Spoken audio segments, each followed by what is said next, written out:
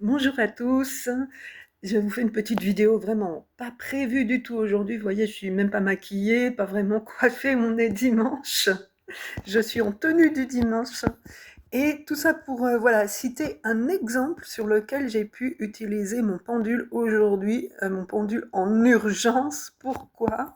Parce que voilà, je me suis fait mal, là il y a un petit pansement ici, je me suis complètement ouvert le doigt avec mon sécateur ce matin. Ah ouais, ça arrive.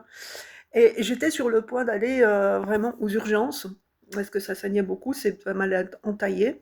Et avant ça, je me suis dit, je vais prendre mon pendule, il marche super d'habitude, donc là, il va m'indiquer en tout cas la marche à suivre. Est-ce que je vais aux urgences ou est-ce que j'essaye un peu de recoller comme je peux avec voilà, un pansement et faire ce qu'il faut. Donc j'ai posé la question au pendule, il m'a dit qu'il n'y avait aucune nécessité d'aller aux urgences et que voilà, il fallait juste recoller bien les deux parties coupées avec un pansement par-dessus. Et c'est ce que j'ai fait. Et donc ça, c'était la première question que je lui ai posée. Là, on est 2 heures après, et très franchement, j'ai très peu saigné, donc finalement, par la suite, je veux dire, donc finalement, la réponse du pendule s'avère déjà très correcte. Ensuite, je lui ai posé dans la foulée, parce que quand on se fait une entaille, il y a un deuxième problème, c'est une entaille profonde, pour ma part. Deuxième souci, c'est que ça s'infecte. Eh oui. Donc, je lui ai posé la question grâce au cadran des pourcentages de 0 à 100%. Ça, je l'enseigne au niveau de mes ateliers.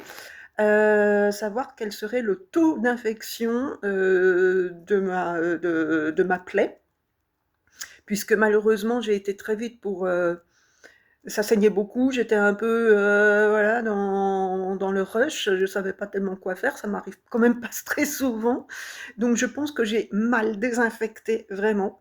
J'ai juste essayé voilà, de mettre bord contre bord ma peau pour que ça s'arrête de saigner, c'est tout. J'avais que cette idée en tête. Et donc j'ai posé la question au pendule, quel est le taux d'infection de ma plaie par la suite? Donc là, j'ai obtenu quand même, du coup, 40% pour demain, donc ce qui est pas mal. Et ensuite, je me suis dit, bon, ok, est-ce qu'il faut que je m'inquiète par rapport à ça? Donc j'ai posé la question, quel sera mon taux d'infection dans 2 jours? Ça baissait déjà à 20%. Je me dis, c'est bon, ça veut dire que l'organisme il prend le dessus, il envoie ses défenses immunitaires, il fait le boulot. Et ensuite, j'ai pas reposé la question, puisque bon, si c'est baissé à 20%, ça veut dire que ça va aller dans ce sens. J'ai posé juste la question finale, est-ce que je vais être embêtée par cette plaie? Est-ce qu'il va y avoir des complications? Et ça m'a répondu non. Voilà. Donc voilà, je vous ferai de temps en temps des petites vidéos comme ça. Là, c'est complètement à l'arrache, hein. J'étais pas du tout préparée, tout comme on n'est jamais préparé à un petit accident domestique. Mais en tout cas, c'est pour vous donner des exemples, peut-être au fur et à mesure, de à quoi peut servir un pendule. C'est vraiment pas que pour les questions de voyance, est-ce que ça ou ça va se passer demain, à l'avenir, dans le mois qui vient. Non, non, ça peut être dans les questions de tous les jours.